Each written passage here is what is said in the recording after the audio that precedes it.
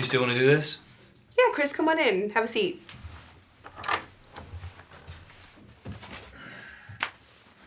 Well, as you know, we've been doing these periodic check-ins for a few months now, and so I just wanted to spend some time with you talking about what's working and where there might be some room for improvement in the future.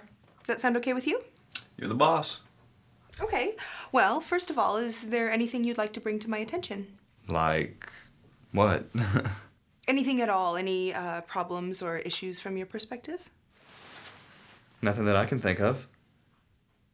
Okay, well, last time we got together, we talked about your time management skills and how you might implement a system to better prioritize your work. It seems to be working from my perspective. Would you agree? Yeah, I guess so, yeah. Great. Well, overall, Chris, I think you are a valuable employee to the team. You produce good quality work. You seem to be well liked by your fellow coworkers. Where I think there might be some room for improvement is how your behaviors are coming across. My behavior? Yes, Chris, your behaviors. As your supervisor, there are times that I find you difficult to work with. There are times when I'm not sure if I'm getting through to you. At any rate, that's how I interpret many of your responses. You just said that I do good work and that I'm well-liked. By your coworkers, and you do produce some good work. What I'm trying to say is that there are times when I find you unapproachable. And like we just saw, you appear very defensive if I make a suggestion or ask you to do something in a new or different way. Well, that's news to me. I thought that might be the case, which is why I wanted to share this feedback with you. If you don't know how you're coming across, I can't expect you to behave any differently, and I'll take responsibility for that. I have some examples of what I'm talking about. Oh, really? Well, this should be interesting. See, Chris, this is exactly what I'm talking about. I was just kidding. Well, it doesn't always appear to be that way. Last Tuesday at our staff meeting when we were talking about the compensation plan, you had your arms crossed and you rolled your eyes at least 10 times. I did? Yes, you did.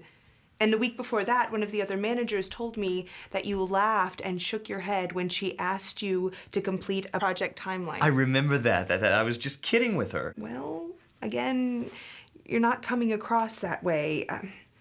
Can you see how these actions might make you appear confrontational or uncooperative?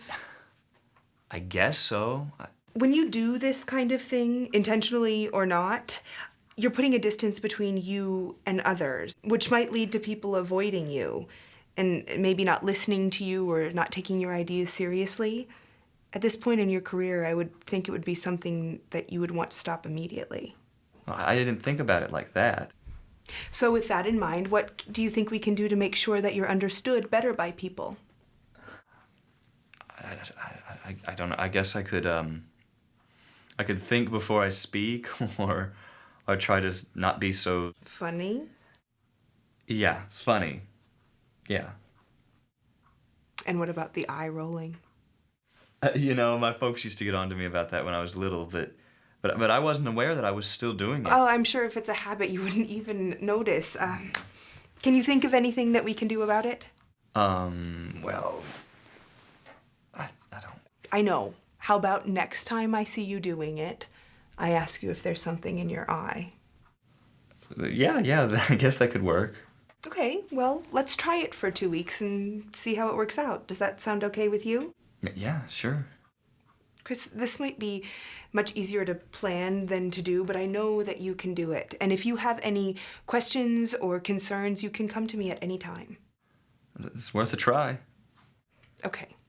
So, let's move on to something really exciting, like your expense reports. Chris, is there something in your eye?